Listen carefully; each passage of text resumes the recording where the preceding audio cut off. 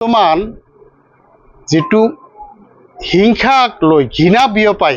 বিয়পায় যি রাজনীতি যি মানে ব্যবস্থা বর্তমান কেন্দ্রীয় সরকার রাজ্য সরকারে আরম্ভ করেছে তার তেখেত এগৰাকী নায়ক হওয়ার কারণে খুবই চেষ্টা কৰি আছে যাতে ভারতবর্ষত তেখেতৰ নাম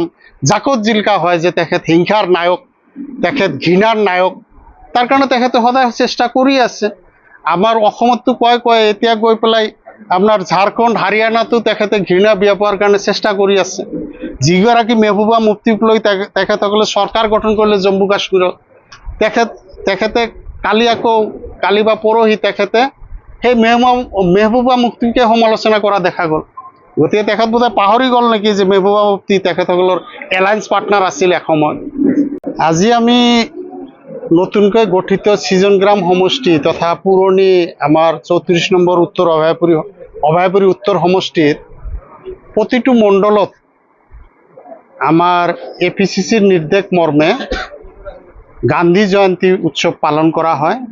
আৰু এই গান্ধী জয়ন্তী উৎসৱত আমি প্ৰধানত সৰ্বধৰ্ম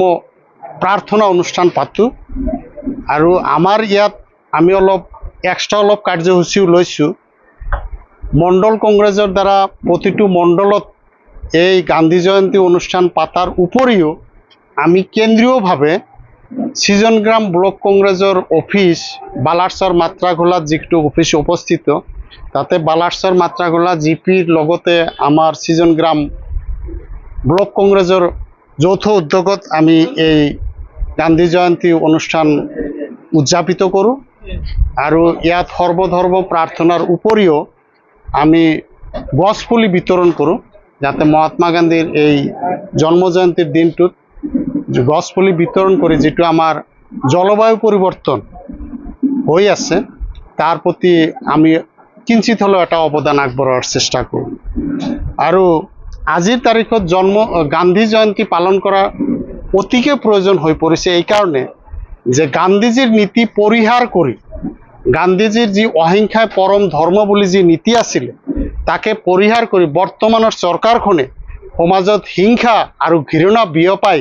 যি ধৰণে মানুহৰ মাজত বিভেদ সৃষ্টি কৰি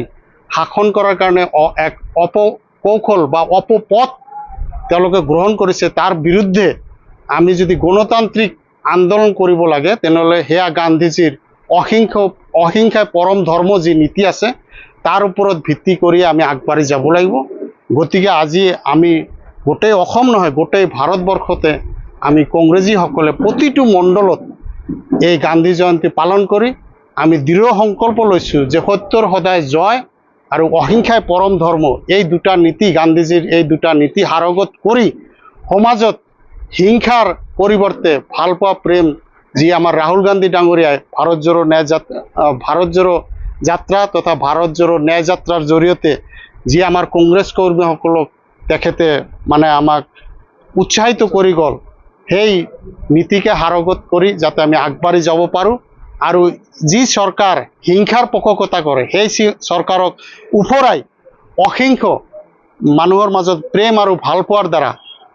শাসন ব্যৱস্থা যাতে আমি এই দেশ বা ৰাজ্যখনত আনিব পাৰোঁ তাৰ কাৰণে আমি সংকল্পবদ্ধ হওঁ।